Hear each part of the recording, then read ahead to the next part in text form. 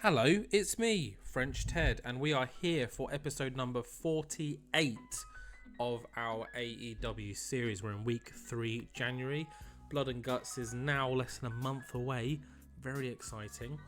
And lots of things happening today. We have got the next round of the women's tournament, the semi-finals that take place today.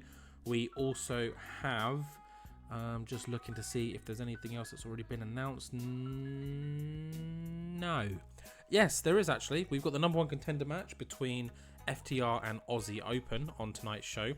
And over on Collision, Hook is defending his FTW World title in another open challenge. And we will hear from our new number one contender, Jon Moxley, over there as well. But first, we're at Dynamite.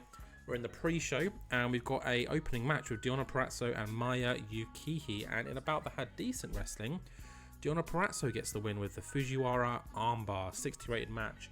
Deonna with a 60, Maya with a 56, and as you can see, Mauro Ranallo is now on commentary, and his staff member gimmick got an awful, love that. But he's got really good commentary stats. So I've reworked the commentary team. So for all shows from now on, it is Mauro Ranallo, our announcer, and then we've got Chris Jericho and Taz on the color commentary. Tony Schiavone had his role changed to a personality, so he'll be like an interviewer, similar to kind of what he's already been doing. As with Renee, and Nigel McGuinness is still the personality of the face of the company. Tom Hannafan hired him. His numbers weren't good enough compared to Taz and Jericho, or Ranallo to be fair, so I've already let him go. And Excalibur I've moved to Ring of Honor for now, so he's been moved to Ring of Honor and he'll do wonders there. People like Stokely Hathaway, I think I moved him to Ring of Honor as well, because I did convert him into a commentator, but it didn't really work out. Nigel McGuinness and Paul White are our Rampage announcers and commentators, so they're still around. Paul White's also an occasional wrestler, so yeah, just wanted to quickly cover all that. Let's carry on with the show. Our next and final pre-show match is a tag team match, and it is Undisputed, aka Roderick Strong and Adam Cole. And Adam Cole has got a 71 rating, everyone. A 71, so that is his first plus 70 rating of 2024. And I'm a man of my word. If he gets one more, he stays. And he has got, week 4, week 1, and Blood and Guts. Although, is he even going to be on the Blood and Guts card? Let's be honest. So he's got at least, we'd say, 3 more shows to get another 70 plus rating. Not the highest here. Roderick Strong got 73. The Blade sustained a strained wrist, which isn't good, which probably harmed the rating of this. This probably could have been an okay show, but yeah, we've got here, so Jericho and Ronaldo got good chemistry, Taz and Mauro good chemistry, Taz and Jericho, they've all got good chemistry, so that's great to see. Cole and Strong have got the tag team specialist. Maybe that's what it is. Adam Cole's a tag team guy. Oh, who'd have thought? But either way, they get the win and they defeat Butcher and the Blade. Let's hope that the Blade is okay. Did anyone get heat for it? No. And we head straight into the main show with our number one contenders match, and about that had good wrestling and a decent reaction from the crowd. Aussie Open get the win. They continue this amazing run of form and they defeat FTR. Carl Fletcher getting the win with the Tombstone Piledriver, 79 rating overall. Carl with an 80, Mark Davis with a 78, and yeah, Cash and Dax are just slowly falling down the pole, but what can you do when you've got a team this in form going at the moment? So they will be the ones that face the Golden Lovers at Blood and Guts. So Blood and Guts is slowly but surely building a nice little card for us. It's not going to be like an all-out or a full gear kind of show. I'm going to try and keep the numbers lowish. But yeah, Aussie Open are our number one contenders, and they are heading to Blood and Guts for a world title opportunity. Following this, though, Jay White is back at Dynamite, and he calls out CM Punk. So he calls out for a challenge. He said, it's about time me and you face each other again. So how about it? I've got a main event slot tonight, and your name is on it, Punk. And of course, no one answers until Kenta comes out, backing up his boy CM Punk, and says, I accept your challenge. And Jay White just thinks, you know what? I can't get the leader might as well get the deputy. So tonight we will have Jay White facing off against Kenta in the main event, a non-title match main event, which hopefully will be good now that we've sorted our announcing out. But yeah, 86, great work from Jay White on the mic. He's a beast. We love it. Let's continue with the show. But we are backstage now with Tony Schiavone and Kenny Omega and Kota Ibushi, the Golden Lovers. He asked them about their new number one contenders, the Aussie Open. You know, like, guys, your match is set for Blood and Guts. How do you feel? And Kenny goes, you know, Aussie Open, amazing talents. Looking forward to being in the ring with them. But that's not why we're here. We're here to just check in on Matt and try and find Nick, because what's happening between the Young Bucks is unacceptable. It should never happen. This is why the Elite shouldn't be apart, because together we're a force, and this wouldn't have happened if me and Don were around. So, like, we're here to look after Matt. We're here to check on Matt, but we need to find out where Nick is, because this isn't right. So yeah, Kenny and Kota, or more predominantly Kenny, Kota's kind of just tagging along. They are not happy with what's happening between Nick and Matt Jackson. I don't think anyone is. No one wants to see a team like the Young Bucks split up, and hopefully Kenny can talk or even knock some sense into Nick Jackson. But 76 rated segment, not bad. We stay backstage now, where the camera crew have found Nick Jackson, and he has a match lined up tonight against Orange Cassidy, and the two of them just have a little run by, I don't know what you call it, where Orange Cassidy just kind of looks at Nick. Nick's like, what?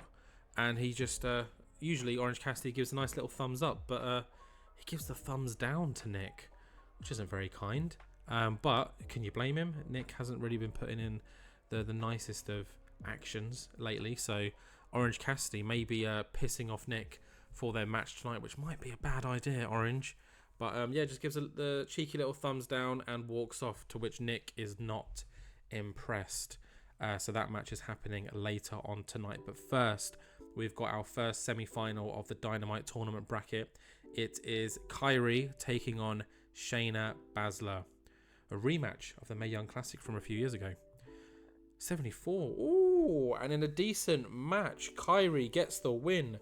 She defeats Shayna Baszler in 16 minutes with the insane elbow. And of course they got chemistry. I'm assuming it's because of that match the database has added that chemistry.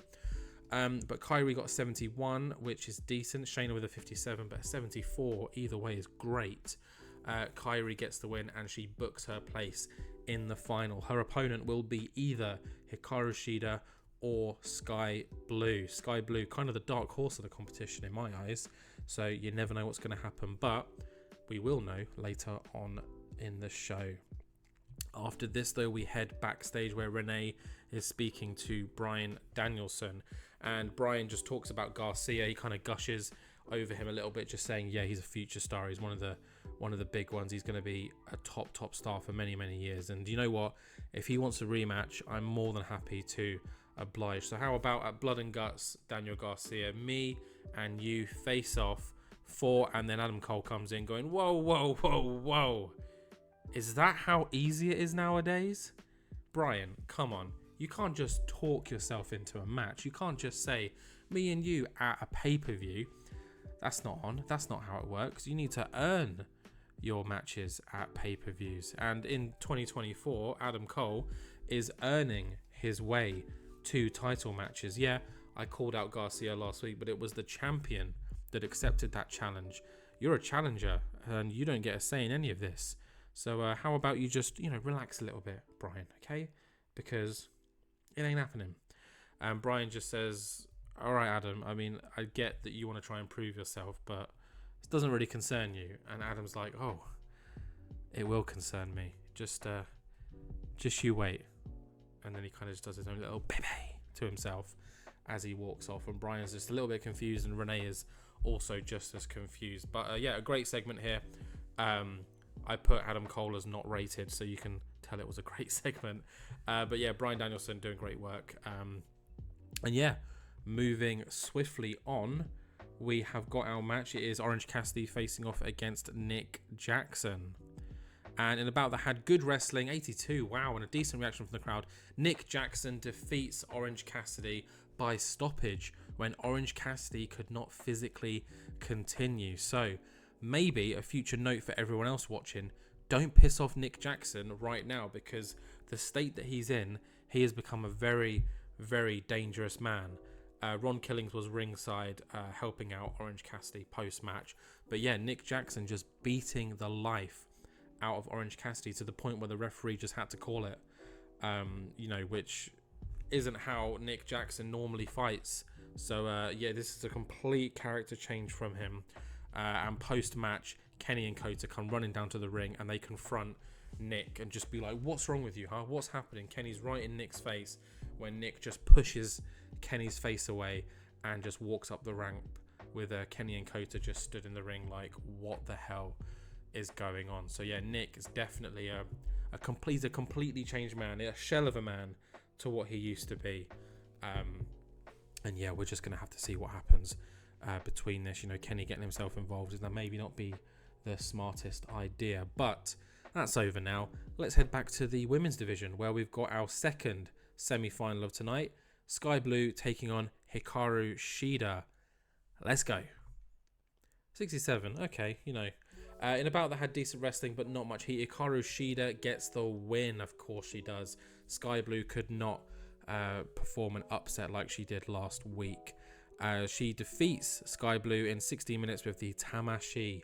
So Hikaru Shida, who is on a rampage, a revenge mission to get her title back, books her place in the final against Kairi. So next week in the main event of AEW Dynamite, we will have Hikaru Shida taking on Kairi. The winner will head to Blood and Guts to face AJ Mendez and whoever the other number one contender is. 71 from Hikaru, a 40 from Sky Blue. Great effort, Sky, but you're out. And this then takes us to our main event, Jay White against Kenta, which should have been Jay White Punk, but Punk decided to send one of his boys instead. Let's hope this is a good one, despite Kenta's apparent poor form. 84, I'll take that. So at about that had good wrestling and a decent reaction from the crowd. Jay White gets the win, and there seems to be no involvement from Punk, Chris Bay, or anyone. Kenta just left out there to do his thing, and unfortunately Jay did his thing a little bit better with the Blade Runner in a 17-minute match. Jay White with a 90, whoa, and Kenta with a 68, and they've got pretty good chemistry as well. Awesome, like there's so much good chemistry going on right now. We love to see it, and it got the crowd buzzing, and that is how you end the show. So let's see how we did. An 83 overall, awesome, I'll take that. Yeah, really solid show all around, to be honest. Weirdly enough, the worst match of the night was Shida versus Sky Blue, which kind of makes sense because of Sky Blue's involvement, but Shida's a star, let's be honest. So yeah, we've got the final next week, Shida versus Kairi. Nick Jackson is continuing his heelish run, I guess. Kenny's decided to get involved. We'll see if that turns into anything, but he does have his he has to have at least one eye on Aussie Open, who are now the number one contenders and will face the Golden Lovers at Blood and Guts. And Adam Cole is just inserting himself everywhere he can when it comes to the World Light Heavyweight Championship. Daniel Garcia and Bryan Danielson. Maybe he's got a little bit of a chip on his shoulder because back in day, Bryan was like, "You've earned my respect, Cole," and from then on, what's Cole done? So maybe he wants to prove something again to the one man that in our series has actually said something positive about him. So yeah, that ends our Dynamite. We're going to head to Collision, where we have the other semi-finals among many other super fun matches and angles ready. So I will see you guys over there. And we are here for Collision, where we have got a very tasty card booked. You're welcome in advance. But first, we've got the pre-show. So let's have a look at our two pre-show matches. And in the first one, we saw that Jeff Cobb had amazing form, so we're going to use it up and see how he does. And he does very well in this match. He defeats Shinsuke Nakamura in 14 minutes with a tour of the islands.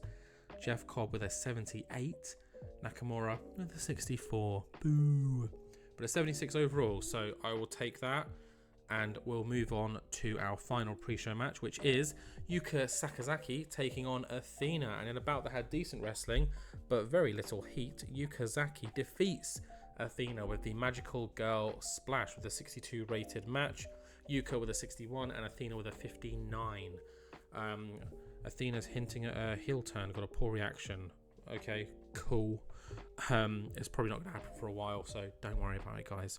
Moving swiftly on, we head straight into the main show where Jon Moxley opens the show with a cheeky little promo.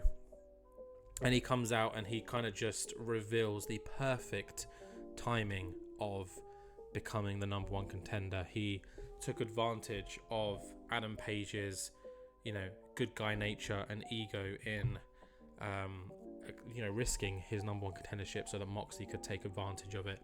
He's been in the form of his life, apparently, Jon Moxley. He doesn't feel like anyone can beat him. And also, the world champion, Jay White, congrats to him. But he's got so much going on, with the Death Triangle, CM Punk, all the other people targeting him. Moxley says he's not going to know what hits him when it comes to blood and guts, because I'm going to rip his blood and guts out, I don't know, and become the AEW World Heavyweight Champion. So a great little promo from Jon Moxley. But that's not it, because Eddie Kingston returns and he calls out Jon Moxley for being a coward, saying, "You chose this time because you knew it would be the easiest way. Where's the respect that you had for me post our match at Winter is Coming? I thought you'd turned a new leaf, Mox, but apparently you haven't. You're still the Weasley little man that we all know." And obviously Moxley gets very upset about this and says, "You want to go again?" And Eddie's like, "Yeah, of course I want to go again. I'll beat you this time. In a straight up one-on-one match, no dog collars, no rules. Like, I will take you out." And he says that you should not be facing not Jon Moxley. You should not be facing Jay White at Blood and Guts. Hangman Page deserves his rematch, and you know it. And the two of these are, they're squabbling, they're arguing, whatever. When good old Nige comes out with Hangman Adam Page, and Nigel McGuinness says, "All right, lads, this is how we're going to solve it. I've spoken to Jay White, and he admits he is slightly distracted, but nothing's going to stop him from retaining and keeping hold of his belts. And I floated this idea to him, and he accepts. So it's just down to see if the three of you accept." And they're kind of looking at each other like, the three of us? And, Eddie Kingston's just here to stir shit, but he's like, okay. So Nigel has a proposal. Tonight, we will have a trios match. It will be the team of Eddie Kingston, Hangman Adam Page, and Bandido against Jon Moxley and the Combat Club. Obviously only two members. If Eddie Kingston, Hangman Page, and Bandido win, then the Blood and Guts match at Blood and Guts, said that wrong, will go from a one-on-one match to a four-way match, meaning that Jay White will be defending his title against Moxley, Kingston, and Adam Page. Moxley is obviously furious. He's shaking. He's saying, no. Kingston's like, okay, I didn't think I'd get a world title opportunity, but okay, yeah, I'll take that. Hangman Adam Page says it's fine with me as long as it gets me in the match. Moxley, after a while of shaking his head, saying no. Kingston kind of egging him on and teasing him. Eventually he says, "You know what, fine, because we're going to win anyway. The Combat Club are unbeatable. We'll see you in the main event." And he kind of pushes through Kingston and makes his way out. So the main event is announced. Kingston, Page, Bandido facing the Combat Club. If Kingston, Page, and Bandido win, then Kingston and Page are inserted into that World Heavyweight Championship match at Blood and Guts, making it a four-way match. That would be one hell of a match. I'm sure Pac will be very annoyed that Kingston has been given a world title opportunity ahead of him, but that's just what happens, Timing is everything in AEW. But that is our opening segment done and our huge main event announced. Following this is our first semi-final of the women's number one contendership tournament, and it is Demi Bennett taking on Ashley Blackheart. 77. Wow. So in a decent match, Demi Bennett gets the win. Of course she does, with the Riptide in 9 minutes too. Demi with an 81. Whoa. Actually with a 44 though, but a 77 rated match. One of our highest women's rated matches of the series, and Demi Bennett just looks unbeatable at the moment. And she books her ticket into the final of the Collision women's bracket.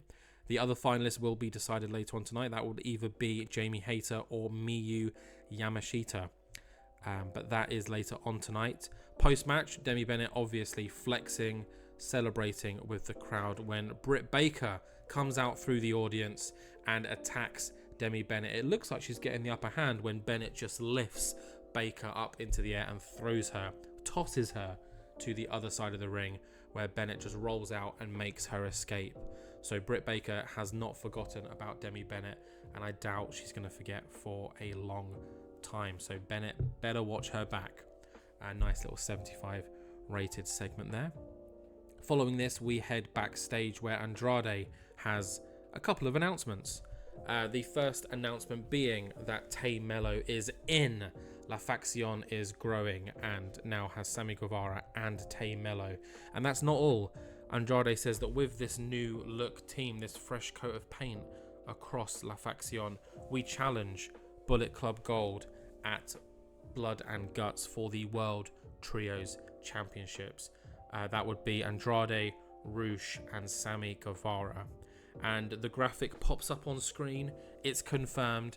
We will be getting CM Punk, Chris Bay and Kenta facing off against Andrade, Rush and Sammy Guevara for the AEW World Trios Championships at Blood and Guts. Another huge match announcement. Love it. That should be a really, well, it should be a really fun show if all goes to plan.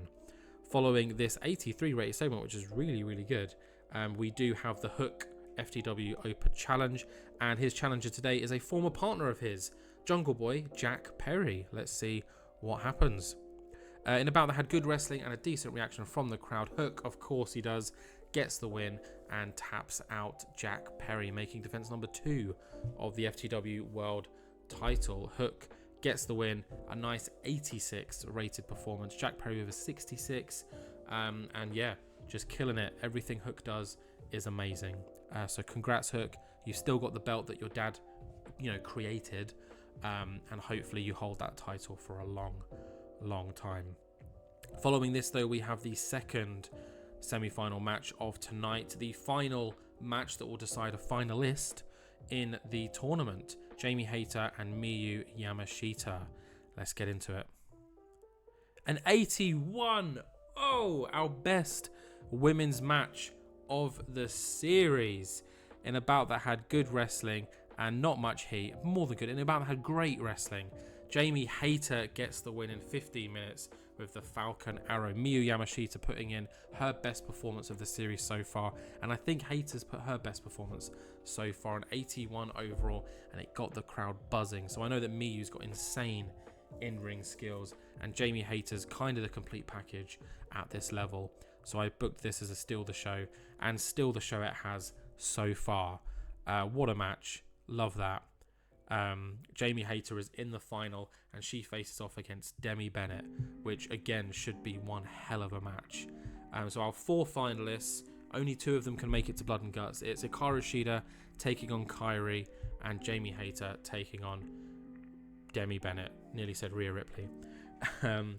And yeah, love that. Great match. It's working, guys. Our women's division are getting better.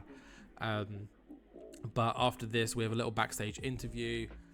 Good old Britt Baker vows that she is going to make Demi Bennett's life hell.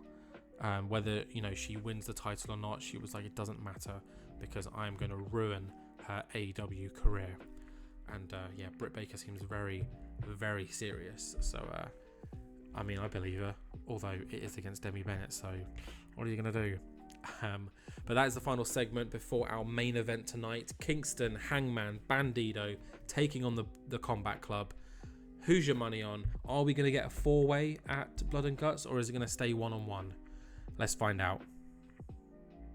An 80 rated match, decent. So the steal the show was Hayter and Yamashita, but let's focus on this. In a bout that had great wrestling and good heat, Eddie Kingston, Hangman Page, and Bandido get the win. Hangman Adam Page pins Wheeler Yuta with the buckshot lariat. So that means it will be a 4-way match.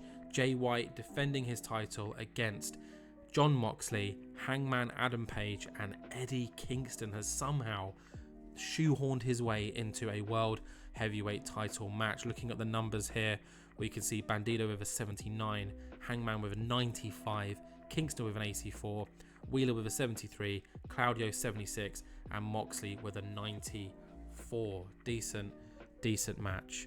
Yeah, that's going to be one hell of a 4-way at Blood and Guts, and we've only got a couple weeks left. I think it's just over 2 weeks until Blood and Guts, so very, very exciting.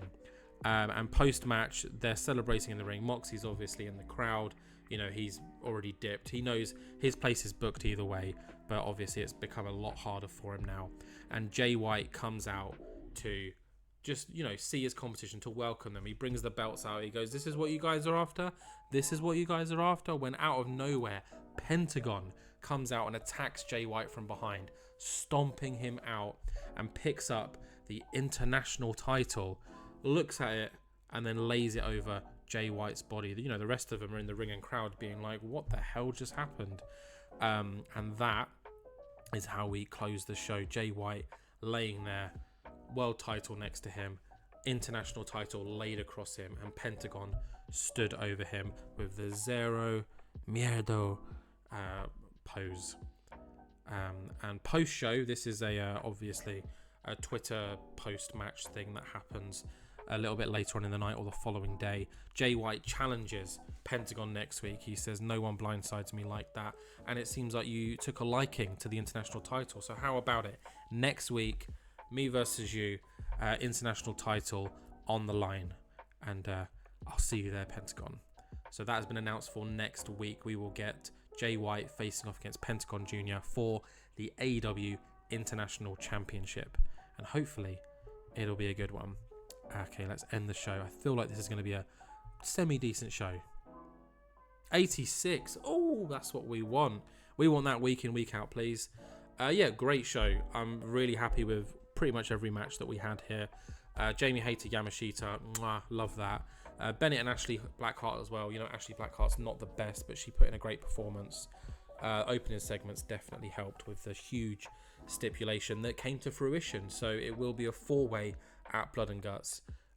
Jay White, Kingston, Hangman, Moxley. It's going to be fun. And there's plenty more matches to be announced as well. So thank you very much for this episode, guys. We've got the finals of the women's tournament next week. We will also find out a number one contender for the TNT title next week too. And I'm sure there will be some more matches announced. So yeah, thank you. Please like, comment, subscribe, share, and I will see you all in the next one. Bye.